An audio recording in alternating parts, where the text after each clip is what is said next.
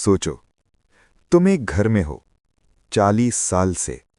उसी घर में तुमने अपनी पूरी जिंदगी दी, अपने सपने दिए, अपनी जवानी दी, और एक सुबह सिर्फ 3 लफ्जों ने सब खत्म कर दिया।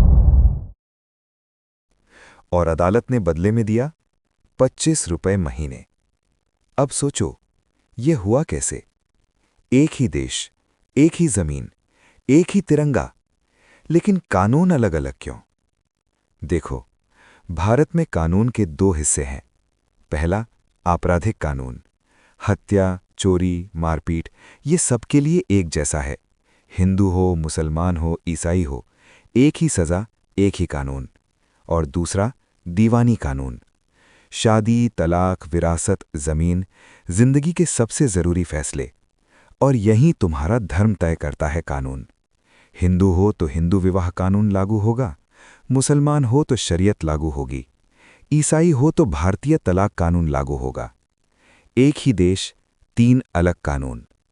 तो सवाल ये है, एक जैसा कानून क्यों नहीं? सबके लिए एक ही नियम, एक ही इंसाफ। ये सवाल 75 साल से पूछा जा रहा है, और इसका जवाब लिखा है भारत के संविधान में। अनुच्छेद 44, जो कहता है कि राज्य कोशिश करेगा पूरे देश में एक समान नागरिक संहिता लागू करने की। राज्य कोशिश करेगा, कोई गारंटी नहीं, कोई वादा नहीं, सिर्फ कोशिश। और यही असली समस्या है। इसे समझने के लिए हमें अपना इतिहास जानना होगा, क्योंकि अगर आप अपना इतिहास नहीं जानते तो आप अपना भविष्य भी नहीं समझ सकते। इसको समझने के लिए हम भारत के इतिहास को 3 हिस्सों में बांटते हैं: ब्रिटिश शासन से पहले, ब्रिटिश शासन के दौरान और आज़ादी के बाद। पहला अध्याय, ब्रिटिश से पहले। एक समय था जब न कोई अदालत थी, न कोई जज, न कानून की कोई किताब। था तो सिर्फ धर्म। धर्म ही तय करता था कि कानून क्या होगा। हिंदुओं के लिए मनुस्मृति या मानव धर्मशास्त्र। हर नियम, हर सजा, हर अधिकार वहीं से आता था। मुसलमानों के लिए शरीयत।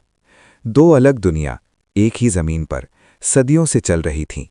दूसरा अध्याय, ब्रिटिश शासन के दौरान। ब्रिटिशों के आने के बाद एक नया संघर्ष शुरू हुआ, जो आज तक खत्म नहीं हुआ। 1765 तक आते आते ईस्ट इंडिया कंपनी सिर्फ एक व्यापारिक कंपनी नहीं रही, वो शासक बन गई।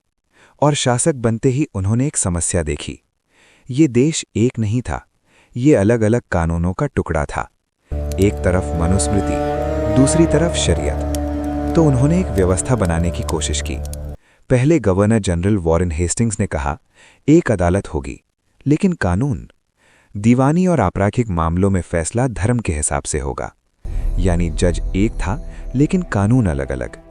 व्यवस्था बनी, लेकिन समस्या वही रही। फिर अंग्रेजों ने कुछ सामाजिक कुरीतियों को खत्म किया, जैसे सती प्रथा पर रोक, कन्या हत्या पर रोक।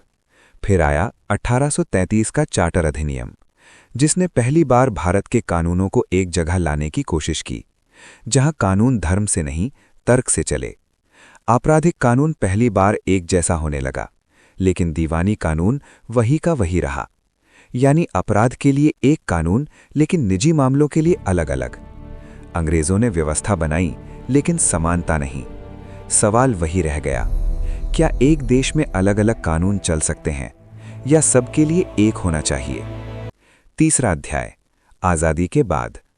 1947, सदियों की गुलामी के बाद भारत को आज़ादी मिली। नया देश, नया संविधान, नई उम्मीद। संविधान बनाने वालों को पता था कि ये देश कितना विविध है। अलग धर्म, अलग परंपराएं, अलग कानून। तो सवाल था, क्या एक समान कानून लाया जाए, या लोगों को उनका धर्म मानने दिया जाए? डॉक्टर भीमराव अंबेडकर एक समान नागरिक संहिता के पक्ष में थे, लेकिन कुछ मुस्लिम सदस्यों ने इसका विरोध किया। उनका कहना था कि ये उनके धर्म पर हमला है। तो एक समझौता हुआ। एक समान नागरिक संहिता को अनुच्छेद 44 में रखा गया, जो नीति निदेशक तत्वों का हिस्सा है।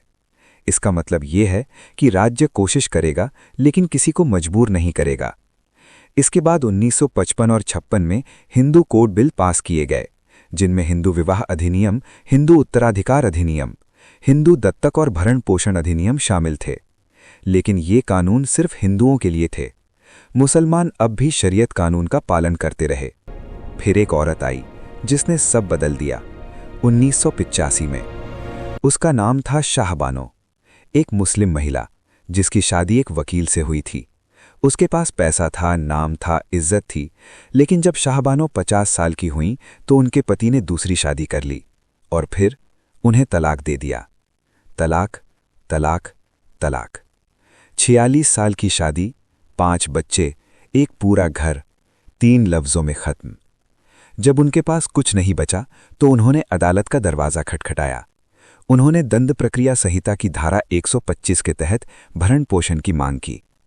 इस धारा के अनुसार अगर कोई व्यक्ति खुद का पालन पोषण नहीं कर सकता तो वो अपने पति, पत्नी, माता पिता या बच्चों से भरण पोषण मांग सकता है। लेकिन उनके पति ने कहा कि मुस्लिम पर्सनल लॉ के अनुसार इद्दत की अवधि के बाद उनकी कोई जिम्मेदारी नहीं है। इद्दत यानी तलाक के लगभग 3 महीने। लेकिन शाहबानो ने न्याय मांगा। निचली अदालत ने उन्हें 25 रुपये महीने देने का आदेश दिया। फिर उन्होंने उच्च न्यायालय का दरवाज़ा खटखटाया, जहां ये राशि बढ़ा दी गई।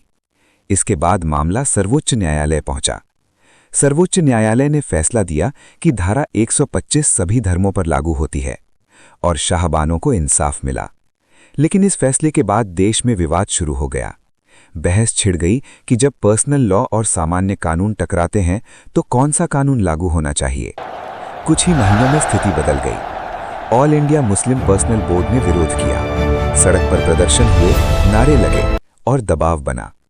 तब सरकार ने एक ऐसा कदम उठाया जो पहले कभी नहीं हुआ।